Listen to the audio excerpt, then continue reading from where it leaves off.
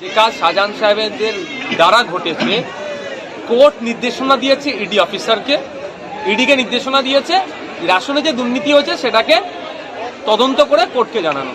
সেই নির্দেশ মতো ইডি অফিসাররা গিয়েছিলেন, সেখানে ইডি অফিসারদের মাথা ফাটিয়ে সিআরপিএফকে সেখান থেকে বিতাড়িত করেছে।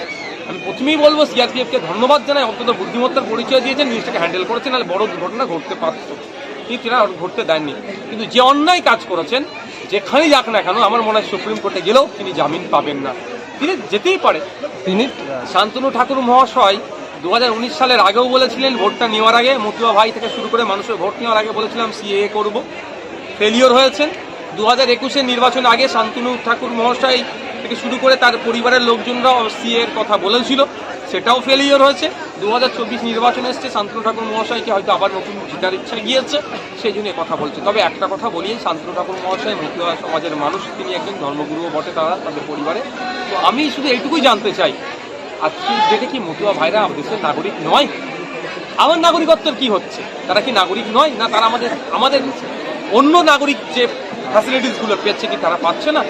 নতুন করে আমার মনে হয় যেন মতুয়া ভাইদেরকে কোনো একটা জায়গাতে মিসগাইড করা হচ্ছে। আপনি কি এবার ডায়মন্ড হারবার থেকে দেখুন, ইতিপূর্বে আমি বলেছি আমার প্রশ্ন আমি জানিয়েছি, ইচ্ছে হয়েছে মৌসুমী ব্যানার্জির বিরুদ্ধে আমি কন্টেস্ট করব, তার জন্য আমি মানসিকভাবে প্রস্তুত আছি এবং কয়েকটা প্রোগ্রামও করলাম।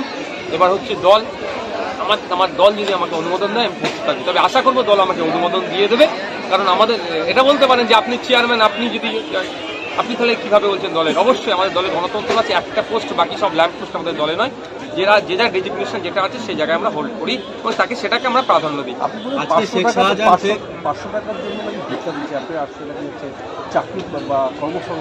হ্যাঁ দেখুন, প্রোডাক্টিভ আর আনপ্রোডাক্টিভ, রাজ্য সরকার যে কাজটা করছেন 500,000 টাকা দিয়ে, এটা আনপ্রোডাক্টিভ।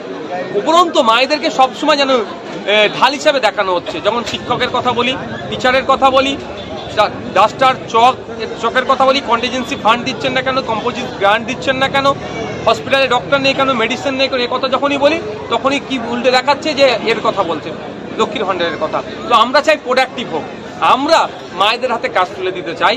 যদি আমাদেরকে আগামী দিনে মায়েরা বা বাপেরা সুযোগ দেয়, মায়েরা যদি কাজের মাধ্যমে মাস গেলে 5,000-এর আশপাশে ইনকাম করে, তার ব্যবস্থা আমরা করবো। শেখ শাহজাহান আজকে উত্তর 24 পরগনা জেলার যে নগর দায়রা যে আদালত, সেখানে জামিনের জন্য আবেদন জানিয়েছেন, কি বলছেন? দেখুন, ব্যাপারটা হচ্ছে